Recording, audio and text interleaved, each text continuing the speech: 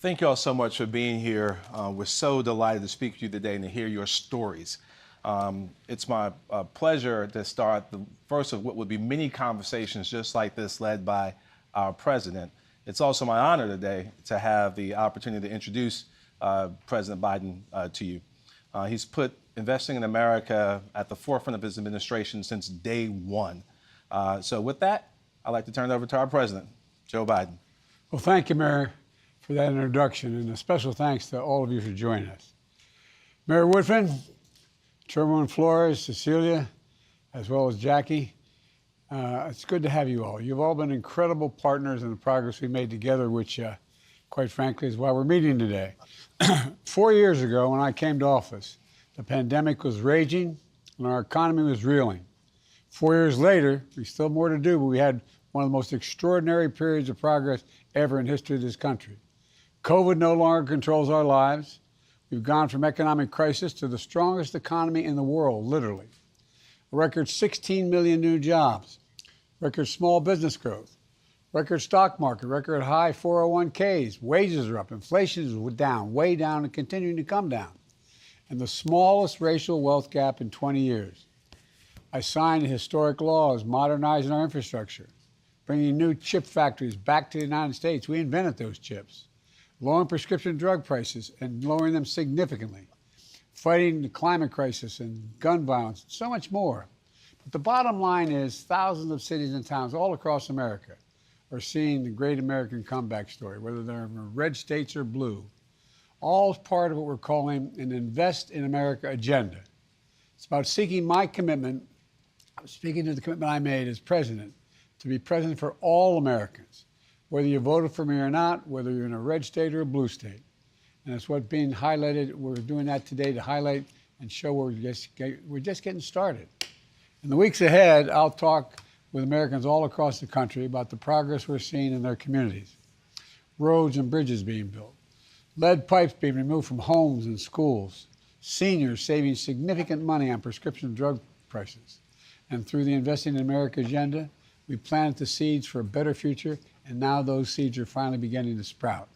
As a result, we're on the cusp of incredible progress and prosperity for the decade to come. That's why we're going to talk what we're going to talk about today. The story is about people whose lives are better in the future that we can be proud of. We're proving, once again, what I've always believed.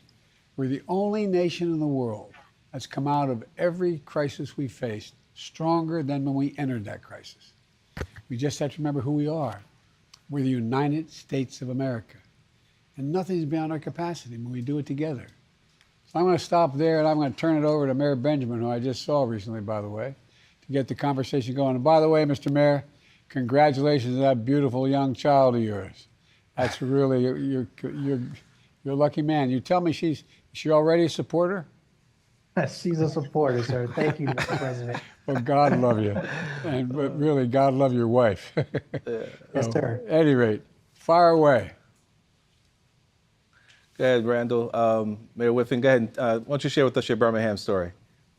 Well, listen, first, would say we're very, very thankful to you, Mr. President, and your entire administration, which has allowed us as a city and a government to truly focus on putting people first. You know, over the last 4 years, as you stated, there has been an upswing. For us, wages, income, and employment have been on the rise in Birmingham. The average income has increased by more than 10,000, and we've exceeded pre-pandemic employment by over 17,000 jobs. So Birmingham is seeing job creation. We're seeing growth in innovative industries and opportunity. And I can say without a doubt that that is directly related to the Biden administration for your investments and support. We're also tracking along national trends as it relates to small business growth and expansion. We've even created an Office of Business Diversity and Opportunity to be intentionally focused on minority and women-owned businesses. And so again, thank you to your administration. Our Opera investment has stood up a COVID relief forgivable loan program where literally 9 out of every 10 recipients was either a Black or woman-owned business. And so again, driving what your administration has allowed us to accomplish Designated, City of Birmingham being allowed to be designated as a tech hub has strengthened our recruitment efforts related to enhancing our innovation economy. There are a couple other notes I want to make. One is that as part of your administration's Good Job Challenge, we are training and placing up to 1,000 residents in healthcare careers. In addition to that, as the state of Alabama is the epicenter of the automotive industry, we're seeing a boost because of your Inflation Reduction Act. And because of those same investments in electric and batteries, in 2023, Alabama became the #1 exporter of motor vehicles in the US, which we shipped more than 11 billion in automobiles. These investments, Mr. President, helped us train workers right here in the city limits of Birmingham for more advanced manufacturing jobs. So it doesn't matter through small businesses, clean energy, advanced manufacturing, and healthcare. Our residents see more and more that they don't have to leave their hometown, their city limits, to get a good job because they can get one right here. And for us, in closing, that really means that the people of Birmingham are excited for a brighter future, excited to see themselves in it, their families, and for us, a great city. So we truly thank you. Well, Mayor, tell me, up in North Birmingham, which is, I think, primarily a minority community, what are you doing up there to revitalize things? So North Birmingham, first of all, it's kind of personal to me. I actually spent my first 11 years of life living in North Birmingham and went to North Birmingham Elementary. But this area has been historically disadvantaged. It is 100% minority Black. We're talking about low employment, as well as few resources for its residents. And so we were so excited to receive a $20 million grant as part of the Distress Area Recompete Pilot Program for this area. And so in this North Birmingham footprint, it is going to allow us to catalyze economic growth. We call it Reinvest Birmingham. This initiative, a little bit more detail, will allow us to rebuild something that's so important to all communities, our North Birmingham Library. And at this actual place, it affords us to create opportunity for learning and careers, as well as seeing a new workforce training site connected to this library for investments in entrepreneurship. And my favorite part, because it's part of the national conversation, is a child care facility. All Look, right. so that's it, Mr. President. It's a game changer for us. Well, I'll tell you what, I can see Frederick Douglass' book behind you. He's proud of you right now, and your library. Well, look, Yes, sir. boss. Sure. So thank you so much, Mayor Woodfin, for your leadership. Now I have a chance to call on Ms. Jackie Trapp from Muskego, Wisconsin, to share her story with the president. Thank you, Mr. Mayor and Mr. President. I'm Jackie Trapp, a former social studies teacher turned family caregiver. And in 2015, I was diagnosed with an incurable cancer, multiple myeloma. Both the cancer and the chemotherapy caused blood clots, heart attacks, and strokes. So I'll likely be on the critical blood thinner Xarelto for the rest of my life. The new negotiated price of Xarelto, because of the Inflation Reduction Act, is a tremendous win for countless patients like me who rely on this previously cost-prohibitive medication to live. Prior to the Inflation Reduction Act, my out-of-pocket drug cost ranged from $15,000 to over $21,000 a year, every year for 9 years. My energy to fight my cancer was diverted to finding ways to fund my prescriptions. It became my latest occupation, really. Wow. Excuse me. But on New Year's Day, when everybody was ringing in the new year, I actually celebrated my first fill of prescriptions, knowing that the $3,300 I paid was going to be my total for the year. In 2025, that cap drops to $2,000, and I won't have to come up with tens of thousands of dollars every year anymore for my medication. Before the Inflation Reduction Act, my husband and I used our savings. I navigated grants, took out home loans, we sold vehicles, and we sold furnishings and cut out all but the essentials just to meet my co-pays. Ordinary things like dinner out, catching a movie, or exchanging gifts had pretty much ceased. And I thought, No one would ever take on Big Pharma, as they held patients like me hostage with monopolies over my essential drugs.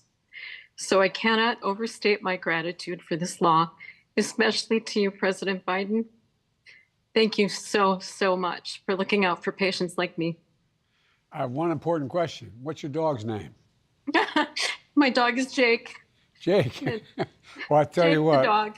Look, I want people to understand that I've been having this run-in with Big Pharma for a long time. We finally beat them, and the Xarelto we're taking used to cost $517. It's now $197 for people on Medicare. And the idea that you were paying as much, the Inflation Reduction Act, $2,000 out of pocket annual cap for Medicare prescription drugs. And it's got to be a life changer. The mental impact of having to figure, if I don't take these drugs, my life is literally at stake, and having to figure out how in God's name can we get the money to do it. I'm so proud of you. Presumptuous of me to say that. I've never met you personally, but I really am.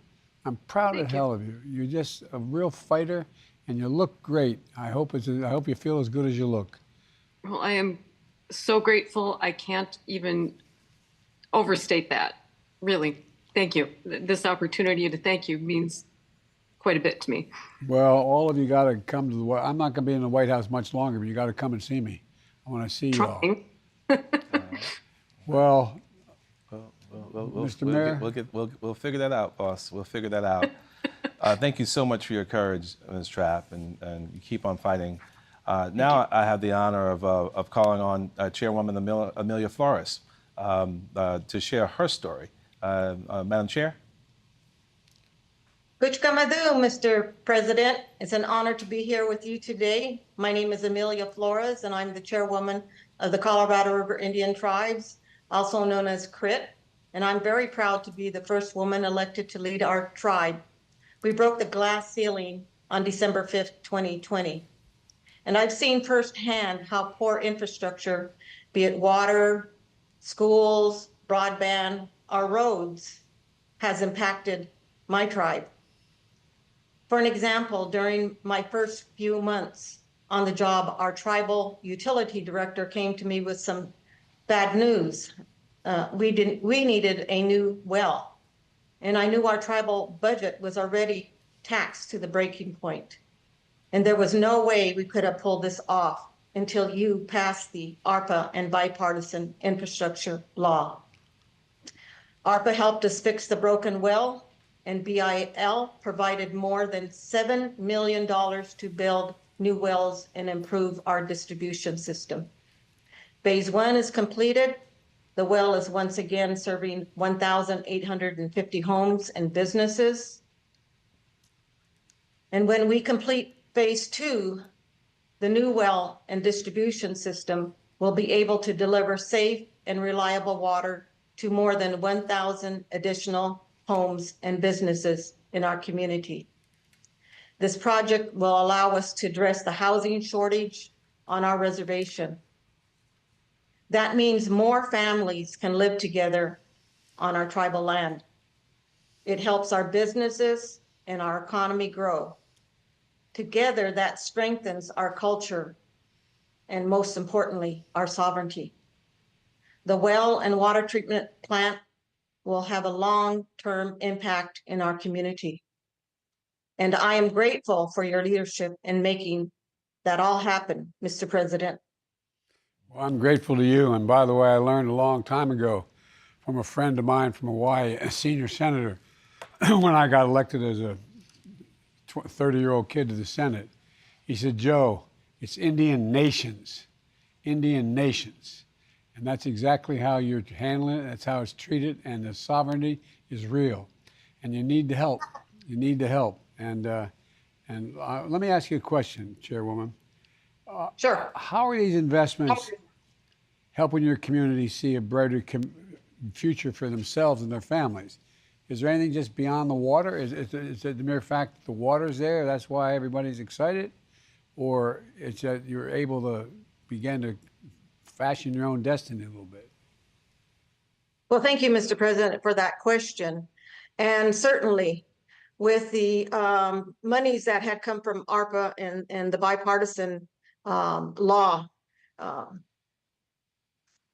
it allows for more people to return back to the reservation, because many of our tribal members leave the reservation to find work. And when they leave, they oftentimes take their families with them. And then eventually 20, 30 years after, they want to come back home. And that's hard because we don't have the housing or the infrastructure for them to come back. And we haven't been able to do that for them. So with this project, with the new wells and upcoming water treatment system, we will have cleaner and safer water.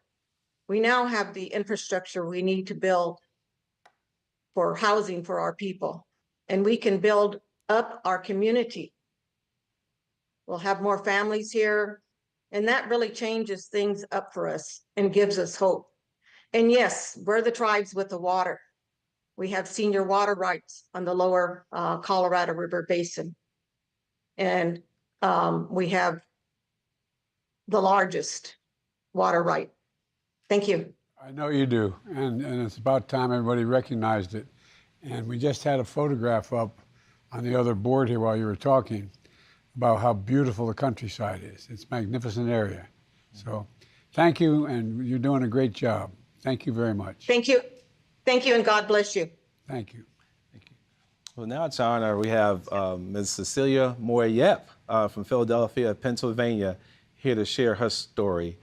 Please, Ms. Moyep, please. Thank you. My name is Cecilia Moyep. In 1966, I was a widow with 3 small children living in Chinatown, Philadelphia. I was at a public meeting when I found out that the church and school my children went to was going to be demolished for a federal highway program. The church was the heart and lifeblood of the community, so I got involved. I formed a grassroots organization to fight against the highway.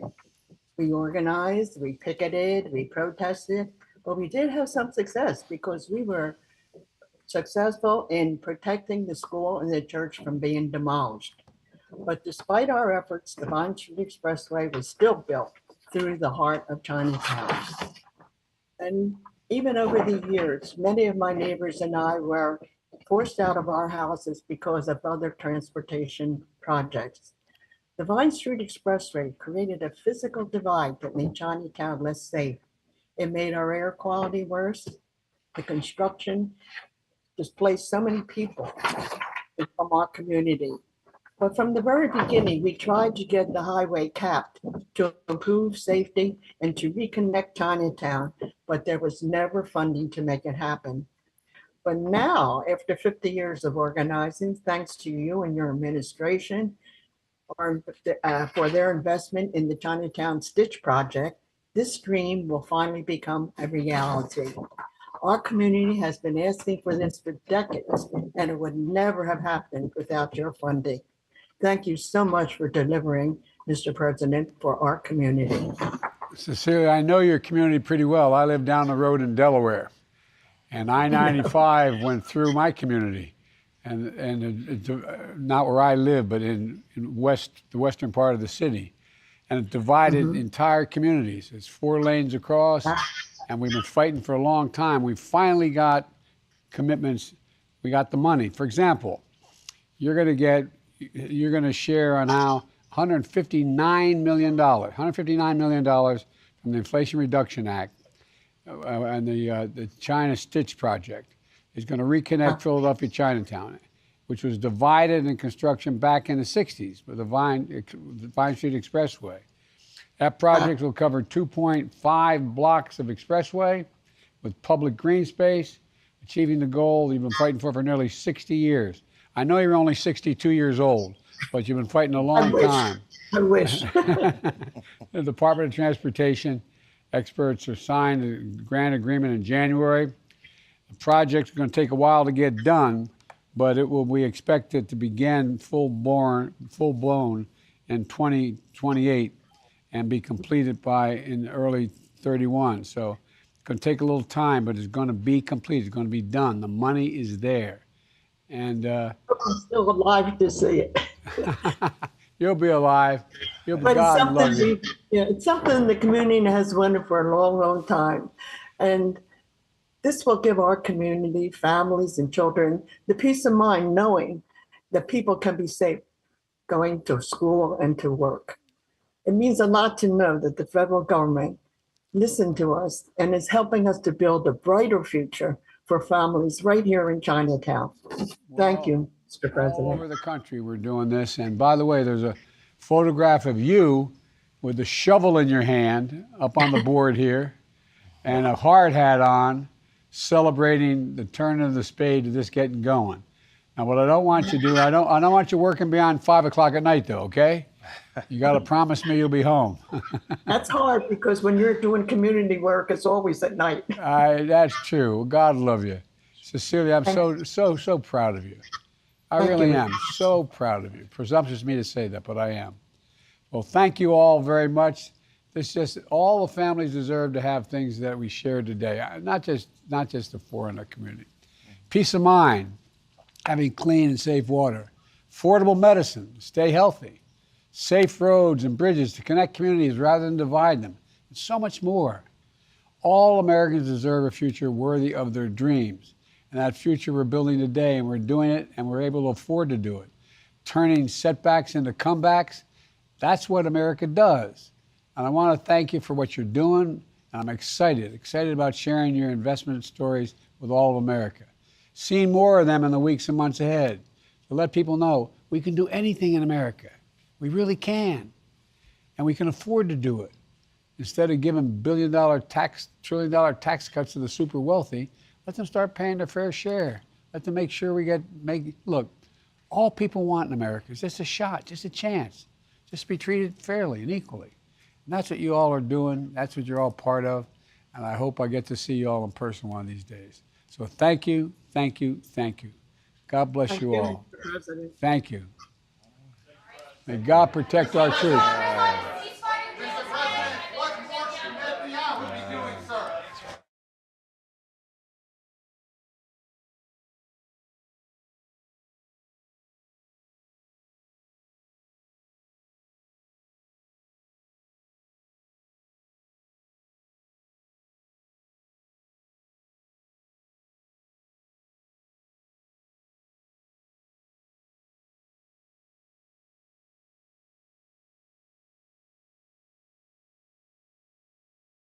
Of you with the shovel